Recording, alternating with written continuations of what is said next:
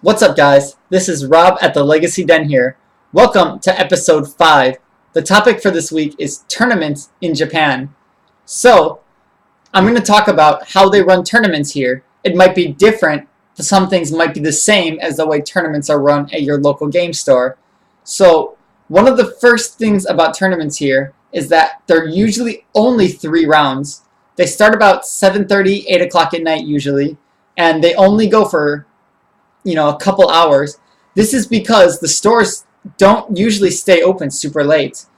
For some reason, any game store I've been to in America tends to stay open later than the stores I go to here.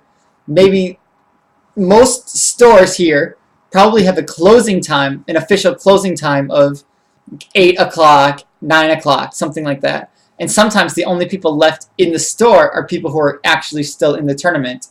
So with only 3 rounds in each tournament, this generally means that for the weekly tournaments, like weekly Legacy at Thursday night at 7:30, there's a low entry fee and low price support. There's a couple ways that these are done, depending on the store. Some stores have you can pay 300 yen to get in the tournament, and no matter what, you get a $2 little coupon that you can use only that day, only for Magic products. And if you go 3-0, if you get all wins, then you might get another coupon with an extra 800 yen on it. So you can spend 300 and get like a nice decent card for your money. But you actually have to win. The thing is, because of the low entry fee, if you don't go 3-0, or if you don't get all wins, if there's only 4 people, you can only go 2-0, then you don't get anything. So even if you draw just once, you're just pretty much out of the running for a prize, which is kind of, for some people, it ruins the point. If they lose first round, some people just drop because there's no coming back. Whereas when I've been to tournaments in America, even if you lose the first round, if you win the next 3, you might still be able to actually get some sort of prize. That doesn't happen here with weeklies, though. There's usually, except for one store, there's nothing you get for maybe 2 wins and 1 loss. Now, the one store that does do prize support for that is Hareruya. In Osaka, they just recently opened a Hareruya, as I said, and it's 500 yen to get in the tournament, which is very expensive for weekly tournaments. Usually they're only 2 or 300 yen, $2 or $3. But for 500 yen, if you go 3-0, you get 4 booster packs of the latest set in Japanese. Which, to me, as a Legacy player, that doesn't really mean much. I'm a Magic player. I enjoy opening packs, but I don't really care much for that. I just use my money to buy singles. So even as a prize, I'd rather actually have singles than packs. But, packs can still be fun. The problem is they're always in Japanese, and for the reasons I've given before, I prefer English packs. However, if you go 2-1, if you get 2 wins and 1 loss, then they still give you 2 packs. So that's a really, really nice incentive to stick in the tournament. There's also been times when I've had 1 win, 1 loss. I've gone into the 3rd round and gotten a bye. And so I said, oh, that means I have 2 wins and 1 loss, right? And they're like, yeah, here's your 2 packs. I said, okay, yeah, cool. So it's actually kind of nice that you can have motivation even if you lose the first round, even if you have 1 round where you just have a completely bad draw, But for the most part, there's no splitting or anything like that. You don't have to worry about that because the prizes aren't usually big enough for that. But on the downside is that draws don't matter. So if you're playing a slow deck against a slow deck and you guys draw, both of you gain absolutely nothing from it. Whereas if one person just takes the loss and one person takes the win, well, at least one person can get a benefit from it. Next. So they do tournaments on weekends, but they tend to be higher entry fee, like maybe $10 or $15, but they also tend to be proper 4 or 5 round tournaments, depending on the amount of people. This is because they start very, very early compared to the weekly tournaments. On the weeknight tournaments, they start at 7, 8 at night, but on the weekend tournaments, they can start in the afternoon, and they can have all day just to focus on one tournament. Lots of them start around 12 or 1, actually.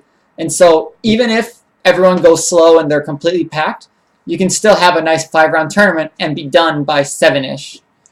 Haridui is one of the very, very interesting ones because they have tournaments that are, $10 entry fee and kind of bigger on weekends, but they also have weekend regular tournaments. They also have the $5 Modern on Sunday nights at 8 o'clock and Sunday nights at 5 o'clock.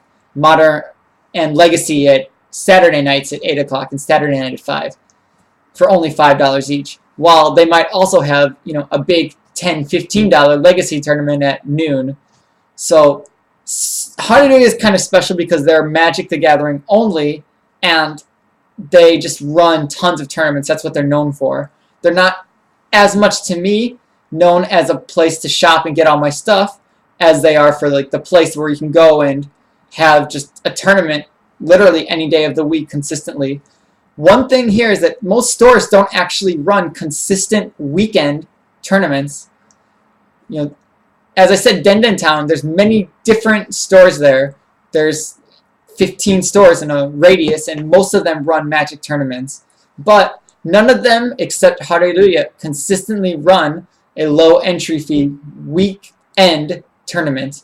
Usually there's special events. Like this week will be there's a Legacy tournament on the Sunday, but the next month there might not be one on the second Sunday of the month. It might be the fourth Saturday starting at 4 o'clock. So you actually have to look online at each store's Twitter or website, or you just have to go to the store and look at the posters and make a memo and check their actual advertisements that they have.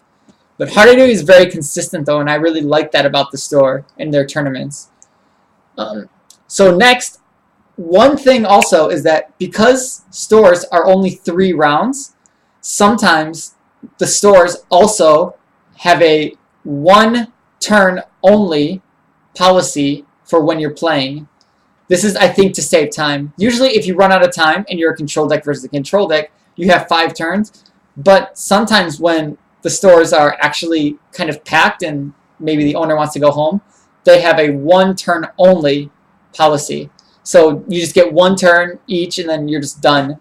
So that can be a huge difference for some decks. Some decks really need the extra turns to win, and some decks just, they're fine just drawing there or whatever. So the thing about weekday tournaments is that because in Den Town there's a big amount of stores in a small area, some stores actually have the same exact time for the same exact format. So any day of the week you can pretty much play any format. I can play Legacy on Mondays, Tuesdays, Wednesdays, Thursdays, Fridays, if other people show up. But there's actually scheduled tournaments for those just about any day of the week at various stores.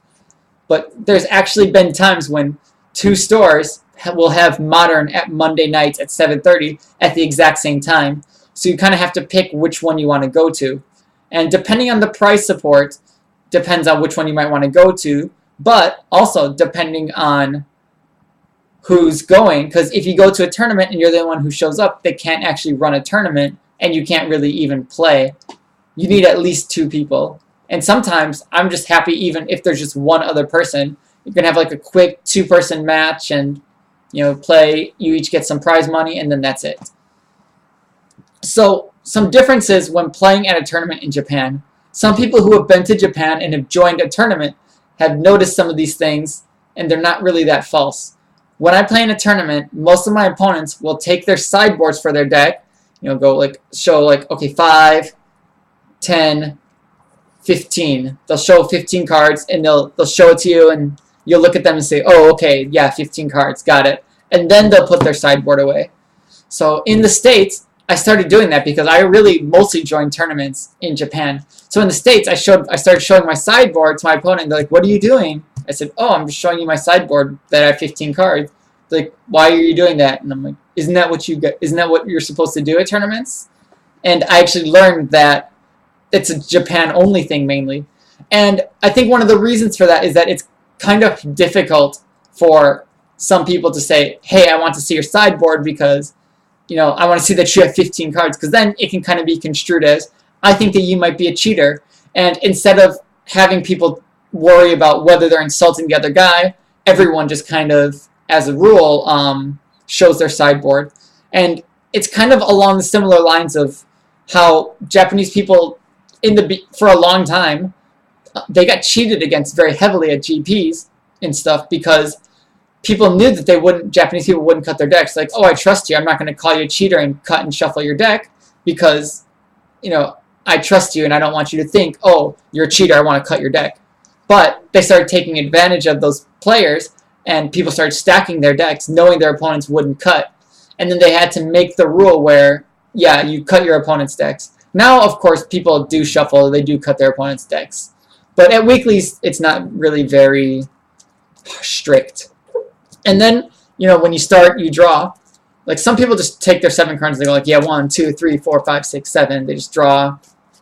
In Japan, you tend to actually take it, show like 3 and 4, and then have it on the tables, have your opponent confirm, I have 7 cards. And this is for a similar reason, where you don't want to like ask your opponent, hey, how many cards do you have? I want to see. You just want to straight up, everyone shows right at the beginning, we have 7 cards. 4, 3. It's very clear I have 7 cards. I didn't take more than that. Stuff like that. You want to be very, very clear showing that. And then so your opponents don't have to kind of look and try to count. And it's also good preventative measures in general for cheating. And it's also good for you as a player. There's been times when I've mulliganed and I've pulled out 7 cards and said 7 cards, and they said 6 cards. I'm like, oh yeah, I just completely forgot. Because you have brain farts sometimes.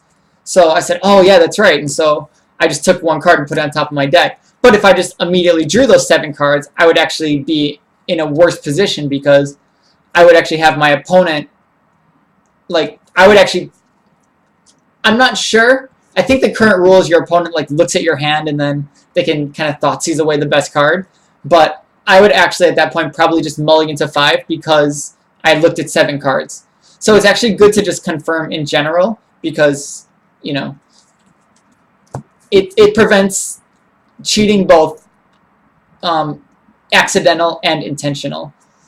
So those are some differences here. And so also, if you come to a tournament here, you don't always need to follow the rules. There are times when I really just don't feel like showing my sideboard, especially if it's against someone I play against kind of often. I'm like, yeah, I have my 15 in my deck.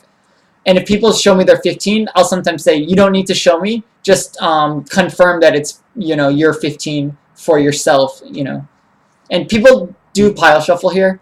There have been times when people pile shuffle and then, they'll, mulligan, pile shuffle again. But thankfully they changed that rule, so you can only pile shuffle once in a game. But I think that affects Japanese people more than it actually probably affects people in America because people used to love pile shuffling here, and then they changed the rule where you can only do it once per game, which is great because, people need to just take their decks and just do this, 15, 20 times and they'll be okay. But there are definitely some people who are a little slower with how they shuffle, and there are some people who just pile shuffle and finish. There are some people when they fetch, a land, they'll look at the top, they'll fetch the land, they'll put it back, kind of, okay, I just search for my card, okay, da-da-da-da, yeah, cut.